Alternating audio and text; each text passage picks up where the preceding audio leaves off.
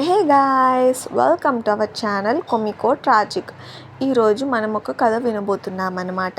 ఆ కథ పేరు వెనక్కి తిరిగి చూడొద్దు అనే ఒక దయ్యం కథ. ఈ కథ ఒక ఊరిలో మొదలవుతుంది. ఒక ఊరిలో చాలా జోరు వాన, వరద, అలానే అందరింట్లో కరెంటు పోయి ఉరుములు మెరుపులతో వర్షం పడుతూ ఉండేది. అలా పడుతున్న సమయంలో మన చింటూ అలానే తన చెల్లి సుజాత వాళ్ళిద్దరూ ఇంట్లో ఉన్నారు.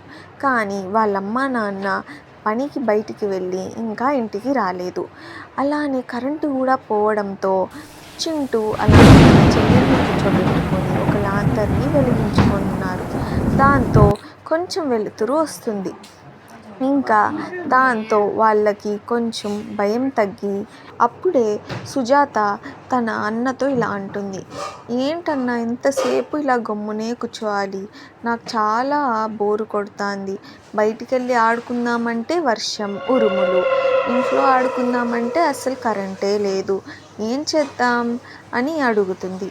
దాంతో తన అన్న ఇలా అంటాడు, నువ్వేం ఫీల్ అవ్వకు, మనం ఏదో ఒకటి ఆలోచించి టైంపాస్ చేద్దాం అని.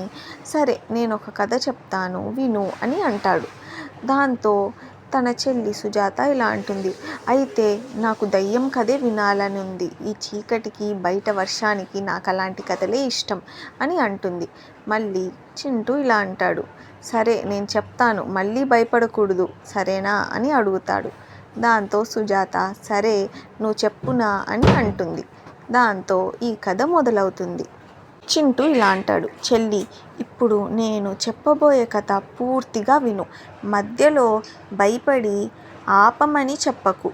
ఈ కథ మా తాత తన చిన్నప్పుడు విన్నాడంట. అది నిజమో కాదో ఎవ్వరికీ తెలియదు. కానీ ఈ కథ విన్నవాళ్ళు చాలా రోజుల వరకు రాత్రి ఒంటరిగా బయటికి వెళ్ళాలంటే భయపడేవాళ్ళంట. ఒక చిన్న గ్రామం ఉండేది. ఆ గ్రామం చివరిలో ఒక పెద్ద మర్రి చెట్టు ఉండేదంట. ఆ చెట్టు వెనుక పాడైన ఒక పాత ఇల్లు ఉండేది. గ్రామంలోని పెద్దవాళ్ళు సాయంత్రం తర్వాత ఆ ఇంటి దగ్గరికి ఎవ్వరూ వెళ్ళొద్దని చెప్పేవారంట. ఎందుకంటే ప్రతి రాత్రి అక్కడి నుంచి విచిత్రమైన శబ్దాలు వినిపించేవి. కొన్నిసార్లు చిన్న పాప నవ్వు, మరికొన్నిసార్లు ఎవరో నెమ్మదిగా నడుస్తున్నట్లు అడుగుల శబ్దాలు. కానీ ఎవ్వరూ కనిపించేవారు కాదు. ఒకరోజు పట్నం నుంచి నలుగురు యువకులు వచ్చారు. వాళ్ళు దయ్యాలు అనేది అబద్ధం అని నవ్వుకున్నారు. నిజం తెలుసుకోవడానికి రాత్రి 12 గంటలకి ఆ ఇంటికి వెళ్ళాలని నిర్ణయించుకున్నారు. టార్చులు, కెమెరా, మొబైల్ ఫోన్లు తీసుకొని ఆ ఇంటి ముందు నిలబడి తలుపు నెమ్మదిగా తెరిచి లోపలికి అడుగుపెట్టారు. లోపలికి అడుగుపెట్టిన వెంటనే చల్లని గాలి వాళ్ళని తాకింది. దాంట్లో దుమ్ము, పాత ఫర్నిచర్లు, గోడపై పెద్ద సాలెగూడలు తప్ప ఏమీ కనిపించలేదు. కానీ ఒక విషయం మాత్రం వాళ్ళకి అర్థం కాలేదు. గాలి లేకపోయినా మధ్యలో ఉన్న పాత ఉయ్యాల నెమ్మదిగా ఊగుతూ ఉంది. ఒక అబ్బాయి నవ్వుతూ, ఇదేనా మీ దయ్యం అని ఉయ్యాలను ఆపడానికి ముందుకు వెళ్ళాడు. అతను చెయ్యి పెట్టగానే ఉయ్యాల ఒక్కసారిగా బలంగా ఊగడం మొదలైంది. అందరూ భయపడి వెనక్కి అడుగు వేశారు. అప్పుడే పైన ఫ్లోర్ నుంచి టక్ టక్ టక్ అని అడుగుల శబ్దం వినిపించింది.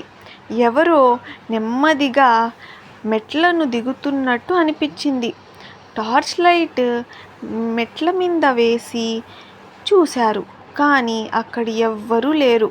శబ్దం మాత్రం దగ్గరికి వస్తూనే ఉంది. ఒక్కసారిగా అన్ని టార్చ్ లైట్స్ ఫ్లిక్కర్ అయ్యి ఆఫ్ అయ్యాయి. మొబైల్ ఫోన్స్ కూడా సిగ్నల్ లేకుండా బ్లాక్ స్క్రీన్ అయిపోయాయి. ఆ చీకటిలో ఒక చిన్న పాప నవ్వు వినిపించింది. ఆ నవ్వు వాళ్ళ చుట్టూ తిరుగుతున్నట్టు అనిపించింది. ఒక అబ్బాయి ధైర్యం చేసి టార్చ్ మళ్ళీ ఆన్ చేశాడు. అప్పుడు గోడకి ఉన్న పెద్ద అద్దంలో వాళ్ళ నలుగురు కాకుండా 5గురు కనిపించారు. అందరూ వెనక్కి తిరిగి చూశారు, కానీ ఎవ్వరూ లేరు. మళ్ళీ అద్దం వైపు చూస్తే ఆ 5వ వ్యక్తి ఇంకా దగ్గరగా ఉన్నాడు. భయపడి పరిగెత్తారు, కానీ ఎంత పరిగెత్తినా మళ్ళీ అదే రూమ్కి వచ్చేశారు. నేల మీద ఉన్న పాత డైరీలో ఒక లైన్ మాత్రమే ఉంది. వెనక్కి తిరిగి చూడకు, అది నీ వెనుకే ఉంది. ఆ లైన్ చదవగానే వాళ్ళ వెనుక చల్లని ఊపిరి తగిలింది. ఎవరు వెనక్కి తిరిగి చూడలేదు. ఒక్కసారిగా ఇంటి తలుపులు తెరుచుకుంది. అందరూ బయటికి పరిగెత్తారు. గ్రామానికి చేరాక లెక్క పెట్టుకుంటే 4 కాదు 3 ఉన్నారు. మరుసటి రోజు వెతికిన ఆ 4వ అబ్బాయి దొరకలేదు. కానీ ఆ ఇంట్లో ఉన్న అద్దంలో మాత్రం 4 నవ్వుతూ నిలబడి ఉన్నారు. అందుకే చెల్లి, రాత్రి అద్దంలో నీ వెనుక ఎవరైనా కనిపిస్తే వెనక్కి తిరిగి చూడకు. దాంతో వాళ్ళ చెల్లి భయపడి, ఇంక నిన్నెప్పుడూ కథ చెప్పమని అడగనన్నయ్య అని భయపడి పారిపోతుంది. కాబట్టి మీరు కూడా రాత్రి ఎప్పుడూ అద్దంలో చూసుకోకండి guys. See you in the next videos. Like, share and subscribe to our channel comico tragic.